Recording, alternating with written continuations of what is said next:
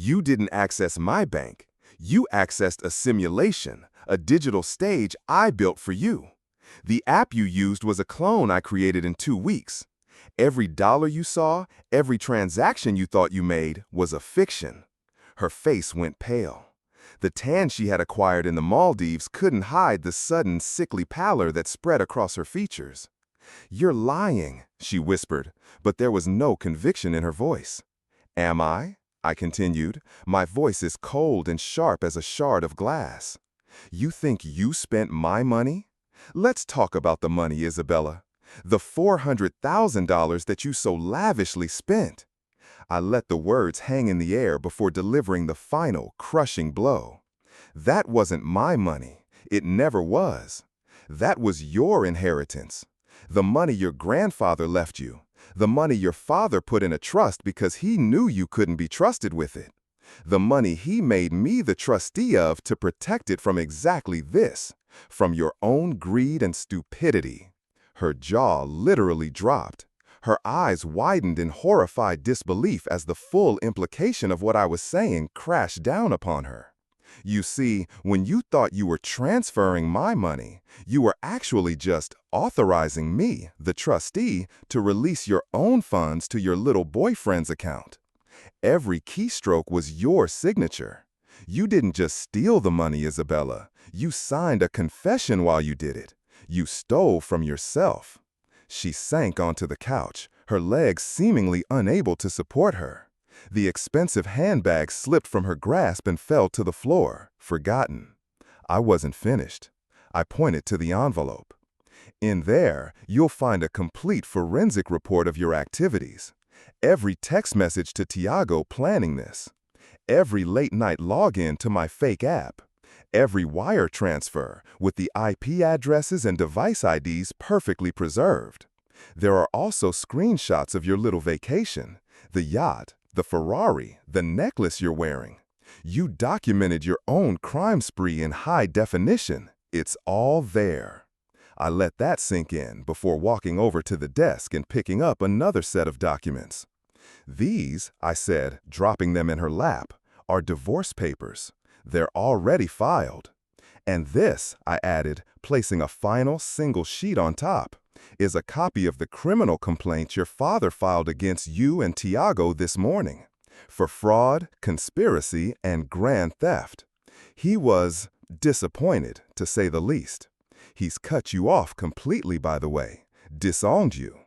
It turns out he doesn't take kindly to being betrayed and made a fool of." She began to hyperventilate, her carefully constructed world crumbling to dust around her in a matter of minutes. The confident, smug woman who had walked in was gone, replaced by a terrified, cornered animal. "Tiago," she stammered, He loves me." I almost felt a flicker of pity for her, but it vanished as quickly as it came. Tiago was a con artist with a history of doing this to women, a fact your father's private investigator uncovered in about a day. I imagine he's already long gone, along with whatever is left of your inheritance. He was never in love with you, Isabella. He was in love with your money. And now that it's gone, and the police are looking for him as an accomplice, I suspect his feelings have probably changed. Just then, the doorbell rang, a sharp, insistent chime that cut through the tension in the room. Isabella jumped, a panicked sob escaping her lips. "They're here for you, I believe," I said calmly. "The police. They have a warrant. Your father's lawyers are very efficient." I watched as she completely unraveled, the beautiful mask shattering to reveal the ugly, grasping, terrified person beneath. It was the real her. I had finally seen the real Isabella, and there was nothing beautiful about her at all.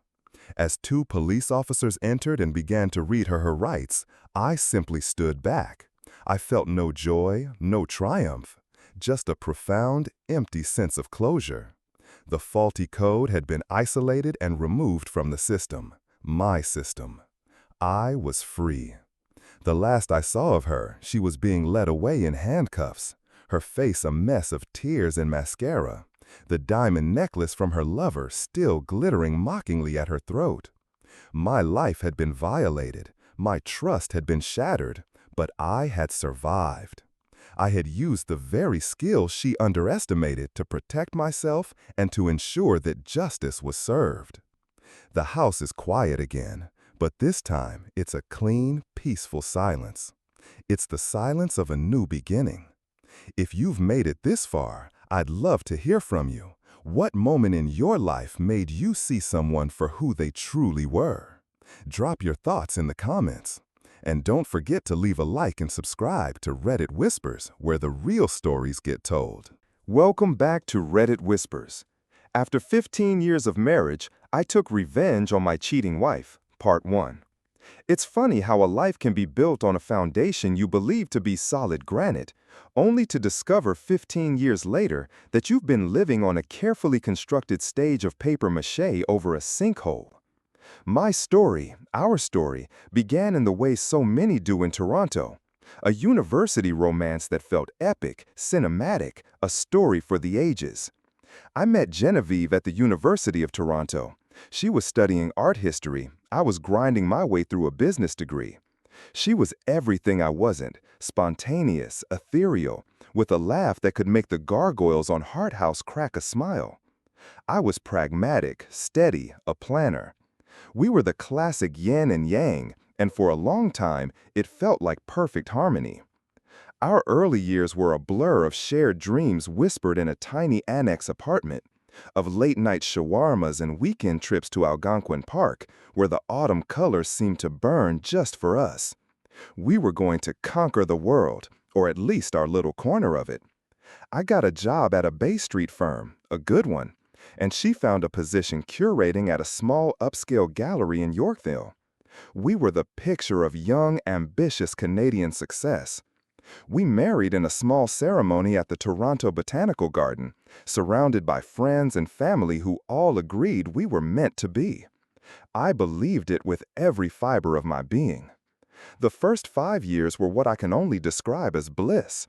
We bought a house in the beaches, a lovely semi-detached with a porch and a small backyard, perfect for the family we planned to build. Our son Noah was born, and 2 years later, our daughter, Chloe. I was living the dream I had meticulously planned. A beautiful wife, 2 wonderful children, a solid career, a home filled with love and laughter.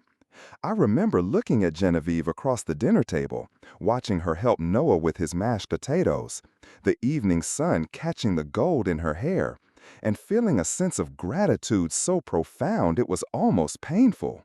I thought, this is it. This is forever. The foundation was granite. The first crack appeared so subtly I almost missed it. It was about 7 years in. Genevieve started working late more often.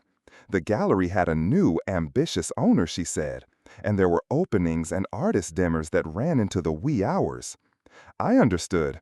I was working long hours myself, trying to make partner. I'd come home exhausted, find her note on the counter, and fall into bed, trusting, unquestioning. The first real tremor was a scent.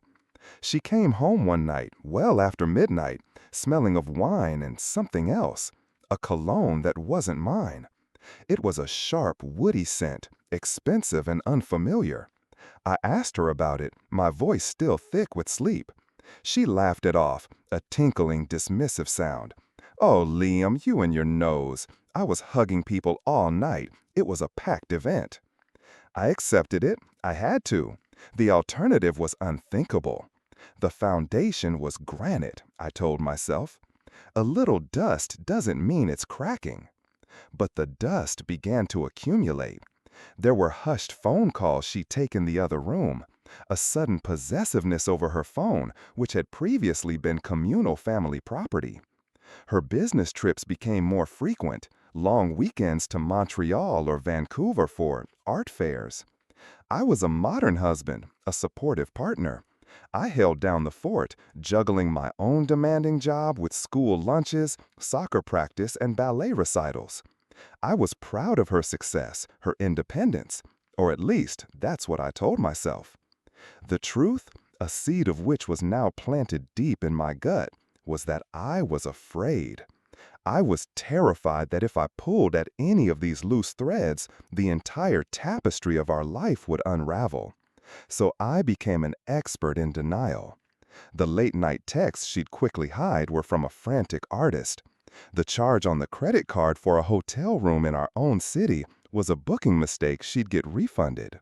The emotional distance that had begun to wedge itself between us was just stress, the natural ebb and flow of a long-term marriage with two young kids and demanding careers. I convinced myself that my suspicions were a failing in me, a paranoia born of my own insecurity. She was beautiful, vibrant, and I was steady, reliable Liam. Maybe I was just boring her. So I tried harder. I planned surprise date nights, which she often had to cancel at the last minute because of a work emergency. I bought her jewelry she wore once and then left in its box. I suggested a trip, just the two of us, to a cottage in Muskogee like in the old days, but the timing was never right for her. Each rejection was a small paper cut on my soul, but I'd slap on a bandage of rationalization and carry on. The granite was still there, I just needed to polish it. The first time I had undeniable proof, I chose to bury it. I came home early from work one afternoon, hoping to surprise her and the kids. I found an envelope tucked under her side of the mattress while changing the sheets. It was a card, a birthday card, but it wasn't her birthday. Inside was a message, not in my handwriting. It was from a man named Marcus. It spoke of their stolen moments and a connection that transcends the mundane. It was poetic, passionate, and it ripped the air from my lungs. I felt the floor drop out from beneath me, the house tilting on its axis. I sat on the edge of the bed for what felt like an hour, the card in my shaking hand, my heart hammering against my ribs like a trapped bird. My mind raced. I could confront her. I could scream, rage, throw things. I could pack a bag. But then I heard the key in the door, followed by the exuberant shouts of Noah and Chloe, home from school. "Daddy, you're home!" They barreled into the room and jumped on me, their small arms wrapping around my neck. In that moment, looking at their innocent, happy faces, the choice was made for me. I couldn't destroy their world. I couldn't be the man who tore their family apart. I slipped the card back into its envelope and hid it deep within my own sock drawer, a secret cancer I would carry alone. That night, I said nothing. I watched her as she moved around the kitchen, her movements graceful and oblivious. I felt a chasm open between us, a silent, yawning void I had just discovered. I had a choice, leap into it or pretend it wasn't there. For my children, for the memory of the woman I thought I had married, for the 20-something version of myself who had believed in forever, I chose to pretend. I told myself it was a one-time thing, a stupid flirtation, a moment of weakness. She would come to her senses. She would remember what we had built. People make mistakes. Good marriages survive them. I would be the bigger person. I would be patient. My love would be the anchor that brought her back to shore. It was the biggest mistake of my life. My patience wasn't a virtue. It was an invitation. My silence wasn't strength. It was permission.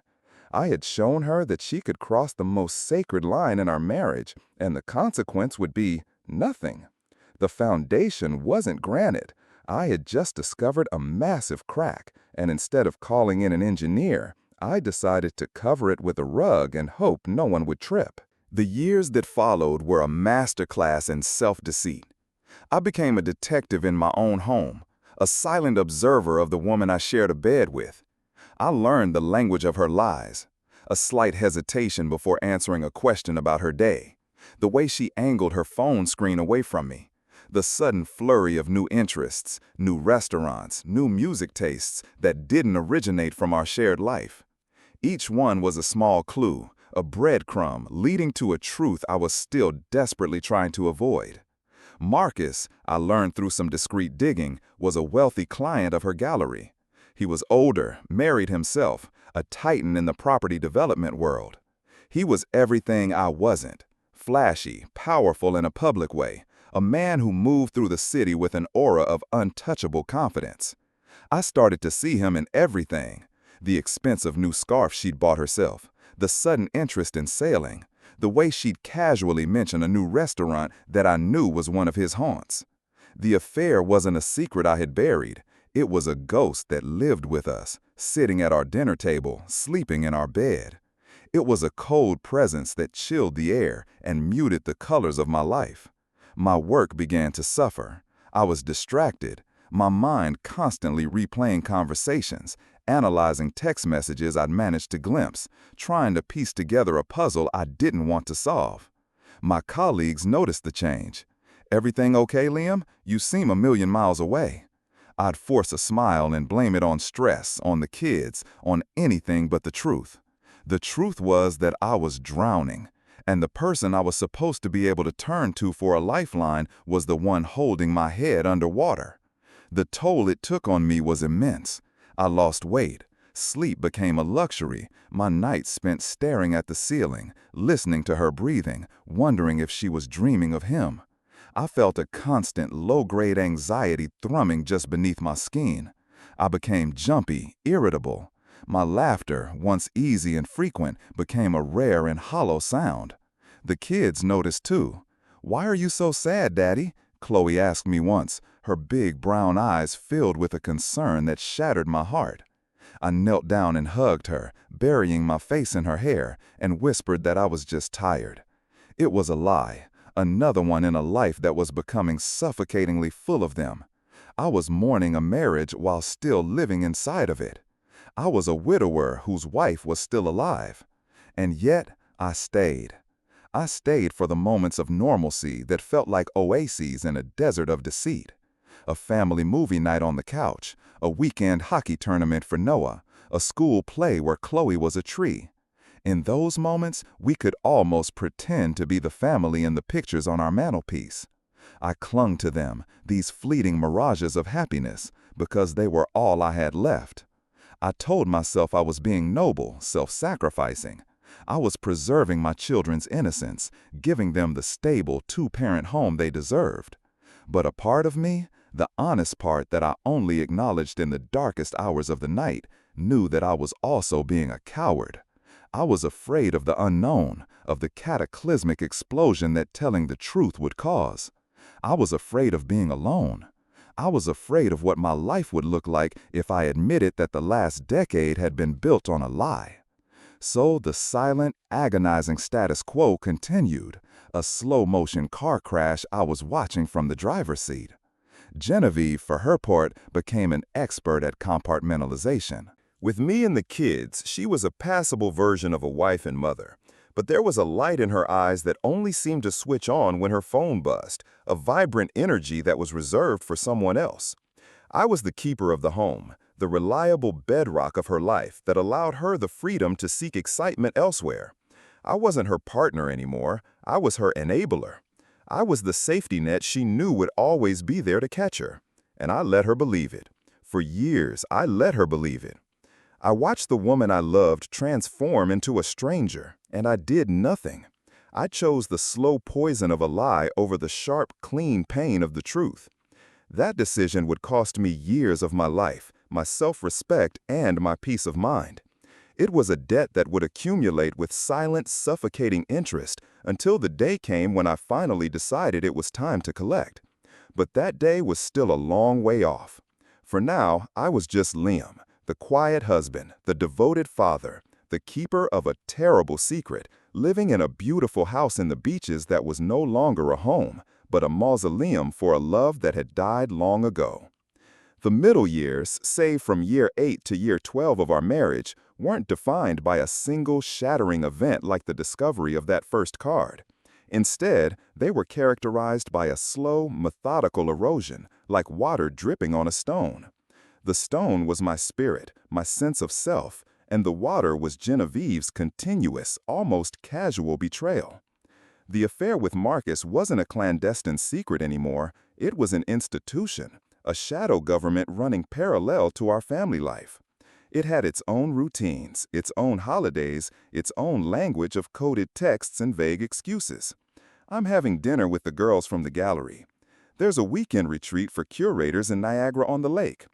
I need to fly to Montreal to meet with a potential new artist. The lies became smoother, more practiced. She no longer seemed to feel the need to make them particularly convincing, as if she knew on some level that I wouldn't challenge her. My silence had created a precedent. I had become a non-threatening variable in the equation of her double life. I wasn't a husband to be respected. I was a problem to be managed. The emotional toll of this period was devastating. I was living in a state of hypervigilance, my senses constantly on high alert. The sound of her phone vibrating on the nightstand would send a jolt of adrenaline through my system. I learned to decipher the tone of her voice, to distinguish a genuine laugh from the performative one she used with me. I became an unwilling expert in her micro-expressions, the slight flicker of guilt in her eyes when I asked an inconvenient question, the subtle tightening of her jaw when I walked into a room while she was texting. It was exhausting, this constant, silent surveillance. It felt like I was an intelligence officer monitoring a foreign agent, but the agent was the woman I had promised to love and cherish, and the territory was my own home. My life became a series of mental calculations. If she said she was at a gallery event in Liberty Village, I'd instinctively check traffic reports on my phone to see if her commute time made sense. If she mentioned lunch with a friend named Sophie, I'd mentally scroll through my memory to see if this Sophie had been mentioned before.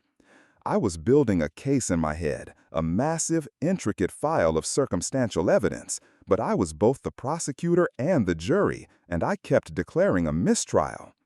The gaslighting was relentless and insidious. On the rare occasions I'd gently probe, my voice laced with a carefully constructed casualness, she would turn it back on me with breathtaking skill. "Why are you checking up on me, Liam? Don't you trust me?" The question was so absurd, so profoundly ironic, that it would leave me speechless. She would paint my legitimate suspicions as a form of controlling, paranoid behavior. "I feel like I'm walking on eggshells around you. I can't even have a work dinner without you getting suspicious." She made me feel like I was the one with the problem, that my lack of trust was the corrosive element in our marriage, not her blatant infidelity. It was a form of psychological warfare, and I was losing. I started to doubt my own sanity. Was I imagining things? Was I blowing things out of proportion? Maybe I really was just insecure and controlling. She was so convincing, so self-assured in her indignation that she could make me question the evidence of my own eyes and ears. I retreated further into myself. My friendships withered. How could I have a beer with my buddies and talk about cottage weekends or office politics when my inner world was a raging inferno? The lie was a wall between me and the rest of humanity. I couldn't share my burden, so I just stopped engaging. I'd decline invitations, make excuses. People probably thought I was just becoming a boring, middle-aged dad, and in a way, they were right. The vibrant, engaged person I used to be was gone, replaced by a hollowed-out shell who went through the motions of life with a permanent, low-level hum of anxiety. My home, once my sanctuary, became a stage. Every interaction was a performance. I played the role of the dutiful husband, and she played the role of the busy, successful wife. We were co-stars in a tragic play that only I knew the real plot to. The children were the unwitting audience, and for their sake, we kept the curtain up. We would attend parent-teacher interviews together, smiling and presenting a united front. We'd host birthday parties for Noah and Chloe, playing the happy family for all our friends and neighbors. These moments were surreal. I'd stand there, passing out cake, laughing at a joke with another dad, while my mind was a million miles away, wondering if Marcus was at his own kid's party or if he was somewhere waiting for Genevieve. I remember one Christmas vividly. The whole family was there, my parents, her parents, siblings, nieces, and nephews. The house was filled with the smell of turkey and pine needles, the sound of laughter and Christmas carols. Genevieve was the perfect hostess, flitting between guests, her smile bright and infectious. She opened my gift to her, a beautiful pearl necklace I'd spent a fortune on, and kissed me, whispering, "It's perfect, I love it." Later that evening, I saw her in the hallway, her back to me, texting. She was smiling at her phone, a genuine, private smile that I hadn't seen directed at me in years. A moment later, she slipped her phone into her pocket and rejoined the party, her hostess mask perfectly back in place. I felt a coldness spread through my chest that had nothing to do with the December air outside. I realized that my gift, my presence, our entire family was just scenery for her. The real story of her life was happening on that tiny glowing screen. The most painful part of it all was the intimacy, or the lack thereof. Our physical relationship had dwindled to almost nothing. On the rare occasions we were together, it felt mechanical, disconnected. I could feel her emotional absence as tangibly as a physical object in the bed between us. I'd lie there afterwards in the dark, listening to the rhythm of her breathing, feeling utterly and completely alone.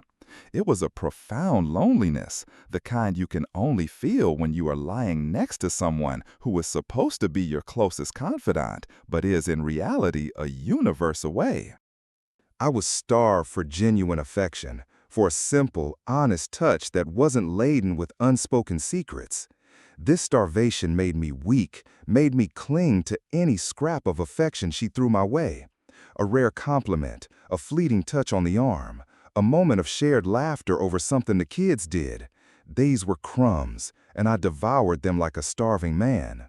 They gave me just enough fuel to keep going, to keep hoping that the woman I married was still in there somewhere. Hope is a stubborn, tenacious thing. Even in the face of overwhelming evidence, it can persist. I kept telling myself that this was a phase, that the affair with Marcus would eventually burn itself out. I imagined scenarios where she would come to me, tearful and repentant, begging for forgiveness. In these daydreams, I was gracious and strong, and we would slowly, painfully rebuild. Our love would be stronger for having survived the storm. These fantasies were my secret comfort, my coping mechanism. They were also a potent form of delusion. The affair didn't burn out, it just evolved. It became more brazen. Once I was driving home through Yorkville after a late meeting and saw her. She was walking out of a restaurant, laughing, her arm linked through Marcus's.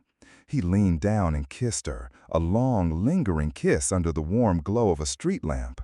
They looked like a couple in a movie, carefree and deeply in love.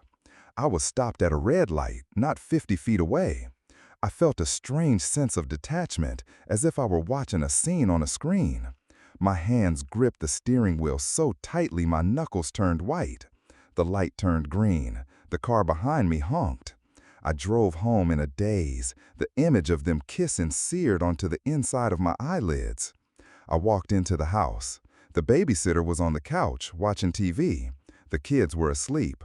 I went upstairs and sat on the edge of our bed, the bed I would share with her in a few hours. That was the night that hope truly began to die. It wasn't a sudden death, but the beginning of a terminal decline. The image of that kiss was the start of a fundamental shift inside me. The pain was still there, a vast black ocean of it. But beneath the pain, something else was beginning to form. It was cold and hard and sharp. It was anger. Not the hot, explosive anger that leads to shouting matches, but a slow-burning, deep-seated rage. It was the anger of a man who has been played for a fool, whose love and sacrifice have been taken for granted and trampled upon. I still said nothing. I still did nothing. The time wasn't right. The kids were still too young. I still hadn't fully processed the magnitude of the betrayal. But the seed of rebellion, the first thought of not just surviving this, but of ending it on my own terms, was planted that night. The next few years were a continuation of the same agonizing routine, but my internal perspective had changed. I was no longer just a passive victim. I was an observer, a data collector. I stopped looking for signs of her love and started meticulously documenting the evidence of her lies. I didn't know what I was going to do with this information yet, but gathering it gave me a sliver of control in a situation where I had felt completely powerless. It was a grim, soul-crushing hobby, but it was mine. I noted the dates of her business trips, cross-referencing them with Marcus's known travel schedule, which was surprisingly easy to find through his company's press releases. I made a mental log of the expensive gifts she received that were never explained. I paid attention to the financials, noticing the large, unexplained cash withdrawals before her trips. I was no longer just trying to survive my marriage. I was preparing for its eventual demolition. I was living a double life of my own. To the world and to her, I was still the same old Liam, quiet, accommodating, perhaps a little sad and distant, but fundamentally harmless. But inside, a different man was taking shape. He was colder, more calculating. He was a man who had been pushed to the very edge of his endurance and was starting to contemplate pushing back. The love I had for Genevieve was dying a slow, painful death, and in its place, something else was growing. It was a desire not for revenge in the hot-blooded sense, but for something more akin to justice. It was a need to rebalance the scales, to make the truth known, to reclaim the years and the dignity that had been stolen from me. The foundation of our marriage wasn't just cracked, it was rubble. I was just waiting for the right moment to clear away the debris and see what, if anything, was left to build on. And I was beginning to realize that whatever I built next, I would have to build it alone. The long, silent war of attrition was nearing its end, and I was starting to formulate the terms of surrender. They would be hers, not mine. The breaking point. Every story like this has one. It's the moment when the slow drip of poison becomes a flood, when the camel's back, already laden with 1,000 straws, finally snaps under the weight of one last, unbearable piece of straw. For me, it wasn't a single dramatic revelation, but a confluence of events around our 15th wedding anniversary that finally shattered my inertia and forged my pain into a weapon. 15 years, an eternity. A milestone that should have been celebrated with champagne and a romantic getaway was, for us, just another date on the calendar. I, however, in a final, pathetic spasm of hope, decided to try. I thought, maybe this milestone, this tangible proof of the life we had built, could shock her back to reality. I planned a surprise. I booked a table at Scaramouche, the place I had taken her the night I proposed. I arranged for my parents to take the kids for the entire weekend. I bought her a beautiful, ridiculously expensive diamond bracelet, a symbol of the strength and permanence I still, foolishly wanted to believe in. I came home early that Friday, the bracelet in my briefcase, a bottle of her favorite champagne in my hand. I was nervous, my heart thumping with a mixture of hope and dread. I walked into our quiet house, calling her name. No answer. Her car was in the driveway. I went upstairs, towards our bedroom. The door was slightly ajar, and I heard noises. Not voices, but rustling, and a soft, rhythmic creaking from our bed. My blood ran cold. The champagne bottle felt like a block of ice in my hand. I pushed the door open, and there they were, in my bed, our bed, the bed where our children had been conceived, the bed I had crawled into every night for 15 years. Genevieve and Marcus. The scene wasn't frantic or passionate. It was casual, comfortable, almost domestic. That's what broke me. It wasn't a crime of passion. It was a routine. My home, my sanctuary, my bed had become just another one of their convenient meeting spots. They didn't even see me at first. I stood in the doorway, completely frozen, an invisible man in my own home. Then Genevieve's eyes fluttered open and met mine. For a split second, there was nothing. Then a flicker of panic, of shock. But there was no shame. There was no immediate remorse. There was just the cold, hard fact of her with him in our life. I didn't shout. I didn't scream. I didn't lunge at him. A strange, terrifying calm washed over me. The ocean of pain I had been swimming in for years suddenly froze solid. I turned, without a word, and walked out of the room, closing the door softly behind me. I walked down the stairs, placed the warm champagne bottle on the kitchen counter, and walked out the front door, leaving my briefcase with the diamond bracelet on the floor of the hallway. I just walked. I walked through the beaches, past the happy families playing in the park, past the couples strolling along the boardwalk. The late autumn air was crisp and cold, but I didn't feel it. I felt nothing. It was as if the emotional circuit breakers in my brain had all flipped at once. I ended up at the shore of Lake Ontario, watching the gray, choppy waves crash against the rocks. The sky was the color of slate. It matched my soul. I sat there for hours as the sun went down, the city lights beginning to twinkle behind me. My phone buzzed incessantly in my pocket. Her, I presumed. I didn't check.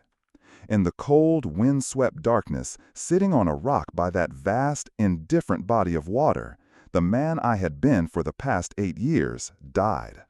The patient, hopeful, cowardly man who endured and rationalized and forgave, he was gone. And in his place, a new man was born.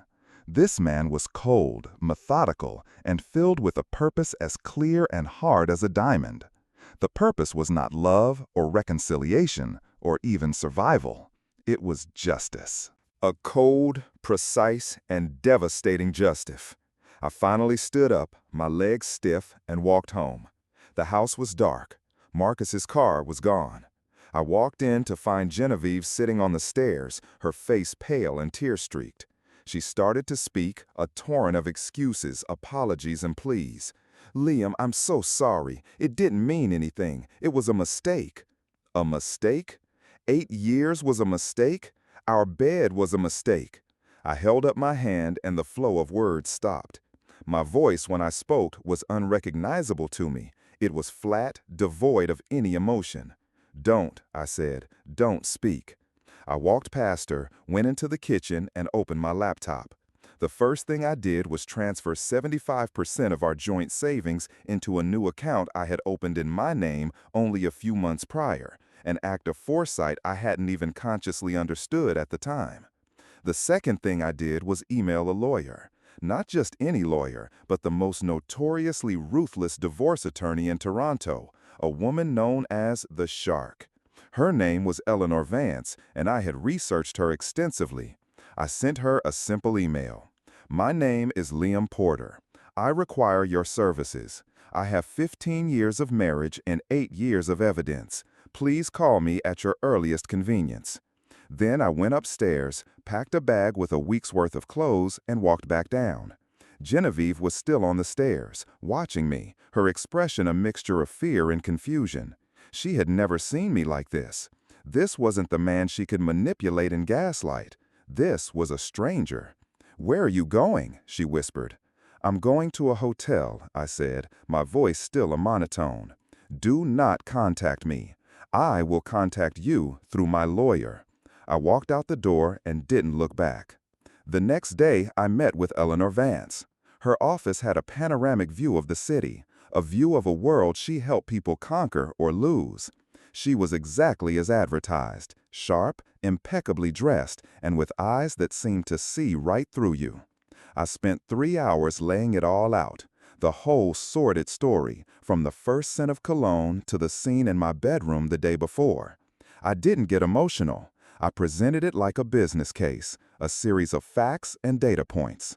When I was done, she looked at me, a flicker of something that might have been respect in her eyes. "Mr. Porter," she said, her voice crisp, "most people come in here with rage and tears. You've come in with a strategy. What is your desired outcome?" "My outcome," I said, leaning forward, "is to protect my children and secure their future. I want the house. I want primary custody. I want to ensure that the assets I have worked my entire life to build are not split with a woman who has betrayed our partnership at every conceivable turn. And I want her to understand in no uncertain terms the consequences of her actions." "And him?" she asked. "Marcus." "His life is not my primary concern," I replied, "but I do not believe he should emerge from this unscathed. He was a willing participant in the destruction of my family." Eleanor smiled, a thin, predatory smile. "I believe we can achieve these outcomes," she said, "but it will require you to continue playing a role." And so, the final phase began, the operation. Eleanor's advice was brilliant in its cruelty. I was to go home. I was to pretend to be willing to work on the marriage. I was to play the part of the wounded but forgiving husband.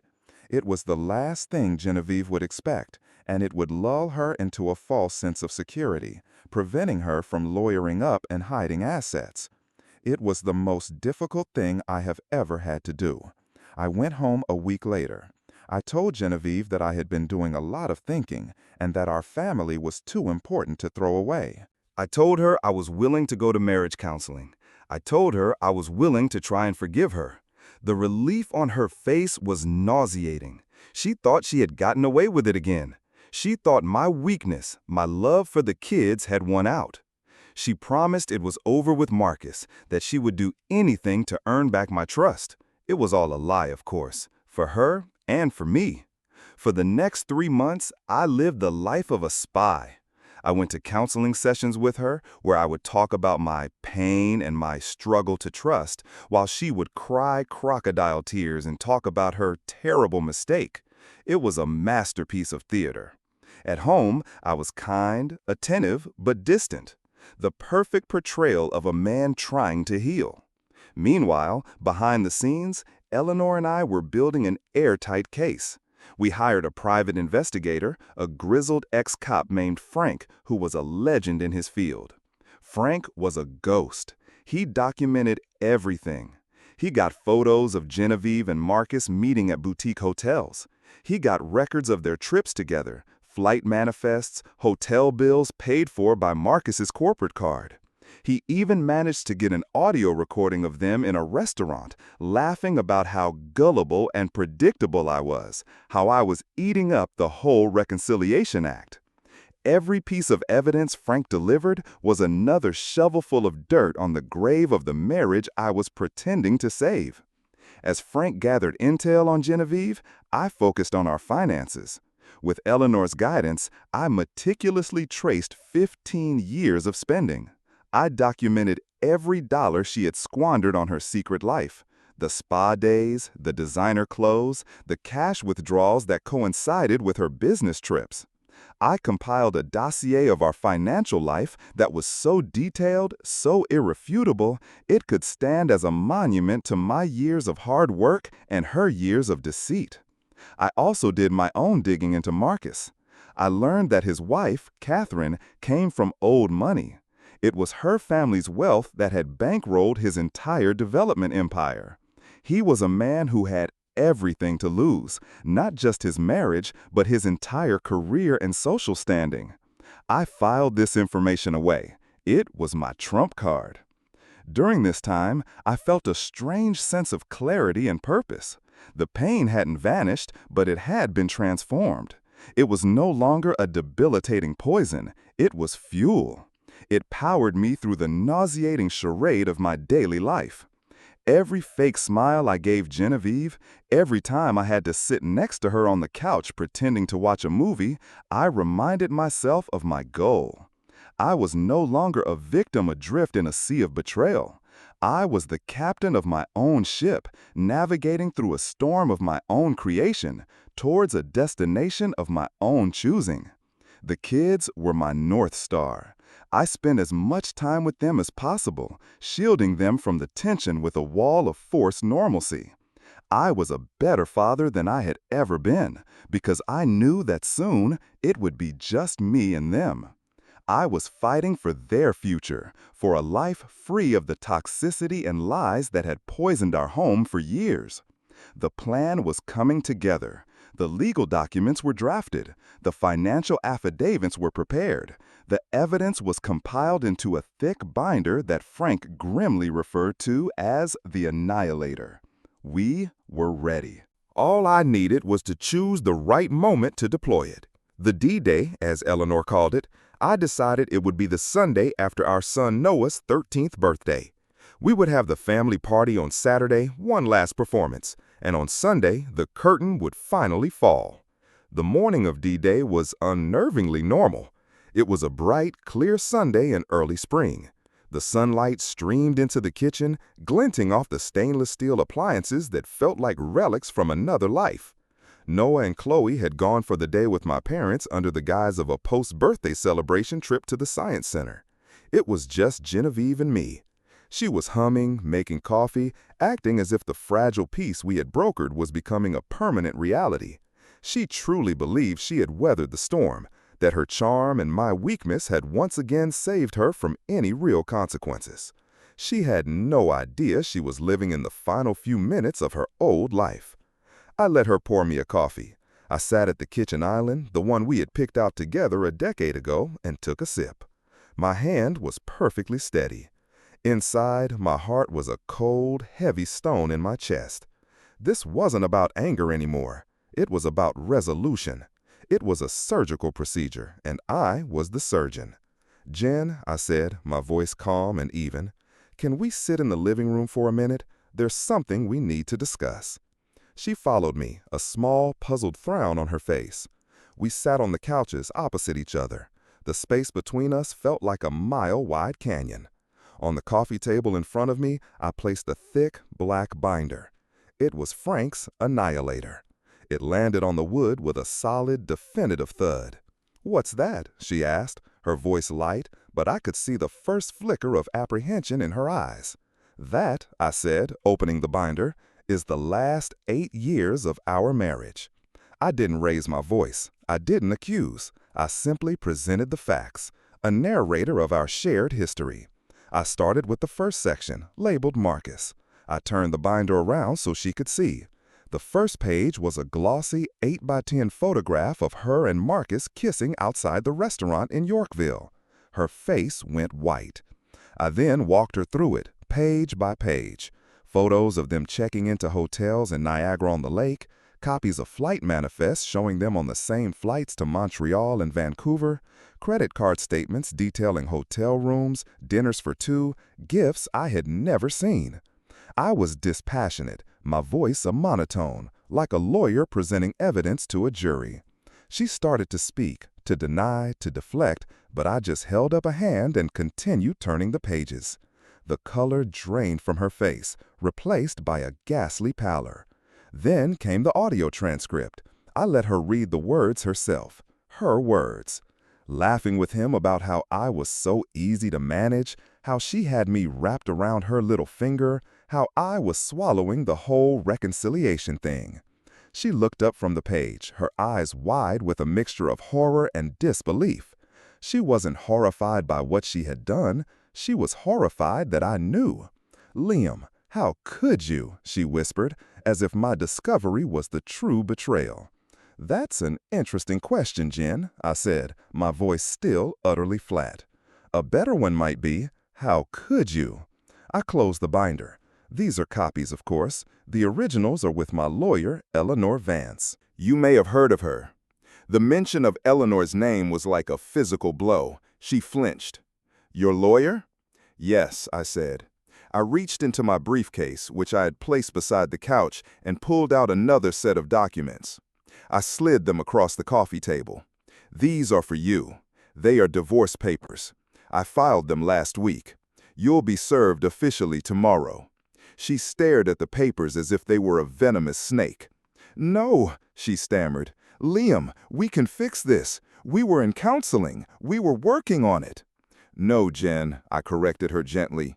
"You were managing me. I was gathering evidence." The coldness of the statement finally seemed to sink in. This wasn't a negotiation. It was a verdict. I then walked her through the rest of it. I explained the financial affidavits I had prepared, documenting her excessive spending and the dissipation of marital assets on her affair.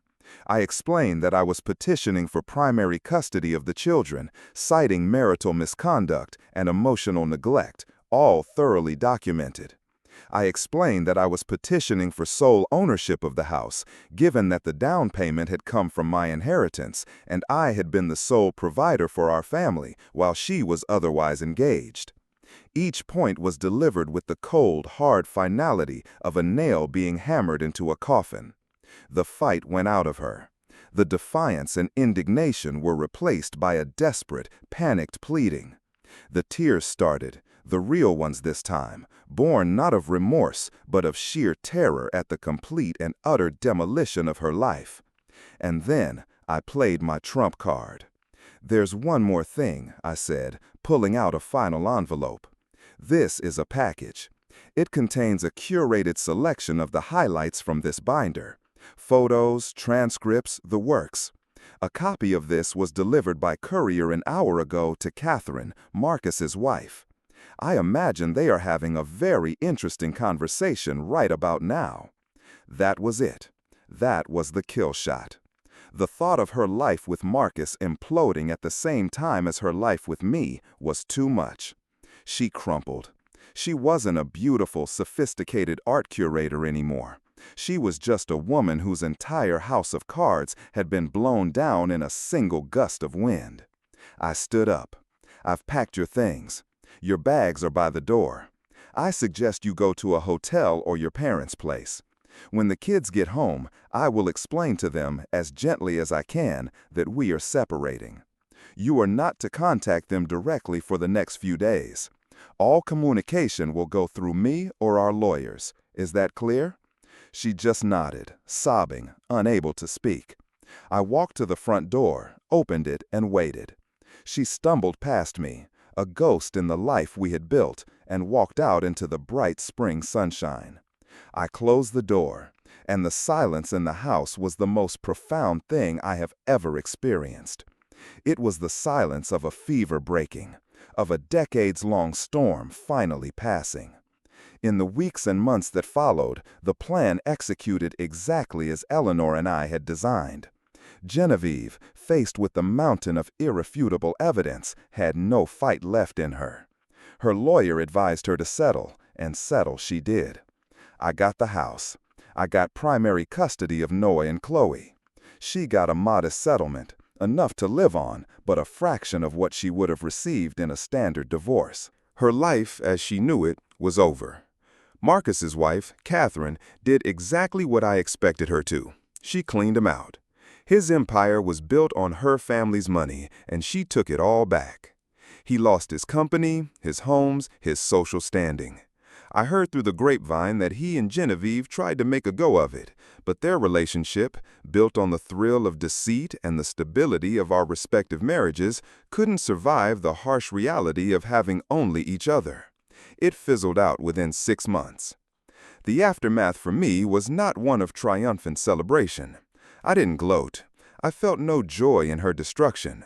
What I felt was a vast, quiet, and profound sense of relief. It was the feeling of a man who has been carrying a 100-pound weight on his back for years and has finally been allowed to set it down. The first few months were about healing, for me and for the kids. Telling them was the hardest thing I've ever done, but I was honest without being cruel. I told them that Mom and Dad's love had changed and we couldn't live together anymore, but that we both loved them more than anything in the world. They were resilient, as children often are. They were sad, but our home, free from the constant, unspoken tension, became a calmer, more stable place. It was smaller, just the 3 of us, but it was more real. I started to rediscover the man I was before he was buried under years of pain and anxiety. I started working out again. I reconnected with old friends who welcomed me back without question. I took up hobbies I had long since abandoned. I took the kids on a trip to the Rockies, just the 3 of us, and watching them see the mountains for the first time, I felt a sense of pure, unadulterated happiness that I thought was lost to me forever. My life is quiet now, and I like it that way. It's filled with homework and hockey practices, with movie nights and long talks with my kids. The house is no longer a stage for a fake marriage. It's a home, a real one, filled with laughter that isn't hollow and a peace that isn't a lie. I don't hate Genevieve. I don't think about her much at all. She is a chapter in my life that is now closed. My revenge was not about destroying her. It was about reclaiming myself. It was about taking back control of my own narrative. For 15 years, she wrote the story of our lives, and it was a work of fiction. My actions, as cold and calculating as they were simply my way of writing the final chapter, and ensuring that it was, for the first time in a very long time, the truth. I am no longer a victim. I am no longer a ghost in my own home. I am a father. I am a survivor, and for the first time in over a decade, I am free. If you've made it this far, I'd love to hear from you what moment in your life made you see someone for who they truly were. Drop your thoughts in the comments. And don't forget to leave a like and subscribe to Reddit Whispers, where the real stories get told.